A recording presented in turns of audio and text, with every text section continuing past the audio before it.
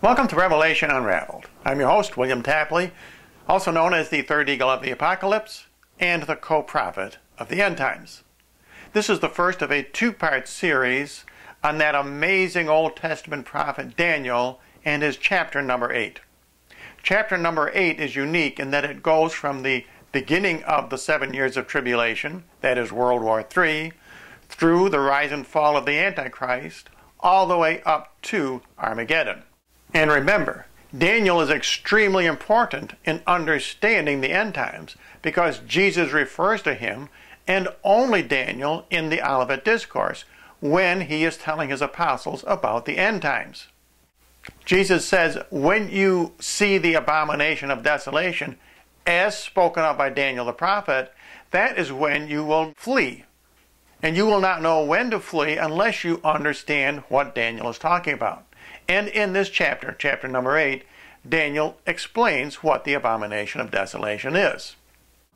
Starting in chapter 8, verse number 1, in the 3rd year of the reign of King Belshazzar, a vision appeared unto me, I, Daniel, after that which appeared unto me at the first. Now the earlier vision Daniel is speaking about is the one in chapter number 7, where he sees the 4 beasts come up out of the sea. Now in this video, I am going to put Daniel's vision on the left in blue, and when the angel interprets the vision, I'm going to put his words in red.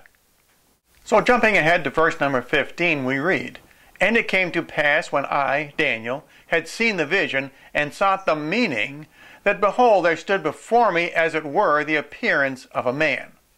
Now this cannot be a man because Daniel writes, as it were the appearance of a man.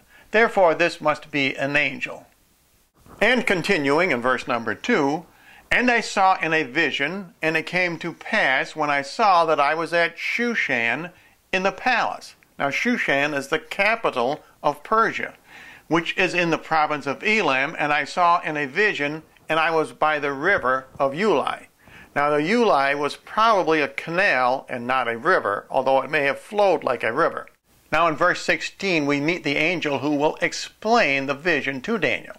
And I heard a man's voice between the banks of Ulai, which called and said, Gabriel, make this man to understand the vision. So the angel who will describe the vision to Daniel is the great archangel Gabriel. But now who is this man who gives orders to Gabriel? Now many people have assumed that this man must be Jesus himself. But I believe that this is rather Enoch, and it verifies that this is an end times prophecy, because Enoch and Elijah will return in the end times. The reason Enoch is associated with both the bank and the water of the river is because he will send his message to the far-off Gentiles.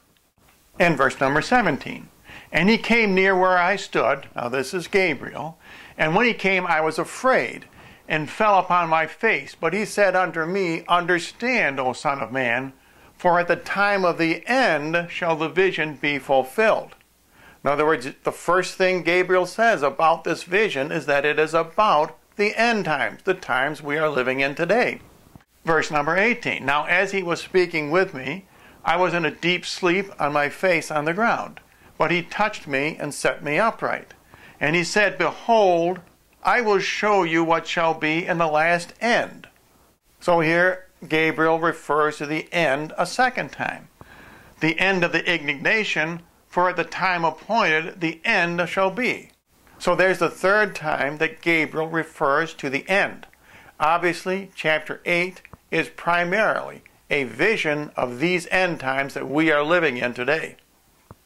And Daniel continues in verse number 3.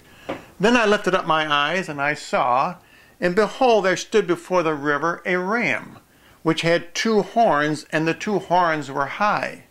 But one was higher than the other, and the higher came up last. And now the angel explains what this vision means. The ram which you saw having 2 horns are the kings of Media and Persia. Now the word king in Hebrew can be both a kingdom and a king. Therefore the ram symbolizes the Persian Empire, but the 2 horns symbolize Media and Persia. and Persia was the later higher horn, and it was more powerful than Media. But notice that the angel Gabriel does not explain this vision for the end times, even though Gabriel has already said 3 times that this is an end times vision. So what does this ram symbolize in these times? Well, we know that the Persian Empire was the greatest empire in the world at Daniel's time. It stretched all the way from beyond Turkey all the way nearly to India. This was the empire which Alexander conquered. So what does this empire symbolize in the end times? What is the greatest empire that we know of? The only empire that this ram can symbolize is the Anglo-American Empire. We are the rulers of the roost. And like the 2 horns on this ram, one nation came up higher and newer than the other. And of course that refers to the United States. Therefore we see that Gabriel gives us the near-time interpretation of the prophecy, but he leaves it up to us to understand the end times interpretation of the prophecy. And Daniel continues in verse number 4. I saw the ram pushing against the west and against the north and against the south, so that no beast could withstand him, and neither was there any that could be delivered out of his hand. But he did according to his will and became great. Now this is exactly the description of the expansion of the Persian Empire. But it also describes the expansion of the Anglo-American Empire. The only area that the Anglo-American Empire is still frustrated by is in the east. In other words, China and Russia. And remember, most of Russia is in the east. And verse number 5. And as I was considering, behold, a he-goat came from the west on the face of the whole earth, and touched not the ground. And the goat had a notable horn between his eyes. And now Gabriel explains to Daniel what this vision meant. And the rough goat is the king of the Greeks, and the great horn that is between his eyes is the first king. Now this first king refers to Alexander the Great. Now this is an amazing prophecy in itself, because Alexander the Great came hundreds of years after Daniel. Now this he-goat, that is Alexander the Great, came from the west, because Greece is west of Persia. And when he touches not the ground, that means his attack was very swift. But what is the end times interpretation of this passage? What is the goat that will attack the Anglo-American Empire? And for a hint, let me tell you that Karl Marx was born in the West. The empire which opposes the Anglo-American Empire is communism. And the goat in the end times symbolizes the Soviet Union. And the horn on the goat symbolizes Russia. And the attack against the West by the goat, that is Russia, will also be swift, and it will cover the ground very quickly. In other words, it will be by air power and missiles and nuclear weapons.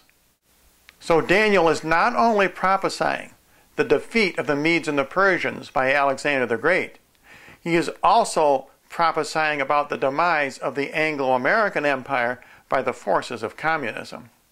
And verse number 6, and he went up to the ram that had the 2 horns, that is Britain and America, which I had seen standing before the river, and ran towards him in the fury of his strength. And I saw him come close unto the ram, and he was enraged against him. And he struck the ram and broke his 2 horns. That is, England and America are broken in World War III. And there was no strength in the ram to withstand him. But he cast him down to the ground and stamped upon him, and there was none that could deliver the ram out of his hand. Now in part number 2 of the series, we will also find that the horn on the goat is broken. That is, Russia will also be broken in World War III. And the Antichrist will arise and set up the abomination of desolation. But he also will be destroyed at the Battle of Armageddon. And if you would like more information or a copy of my free book, Revelation Unraveled, simply write to the address you see on your screen.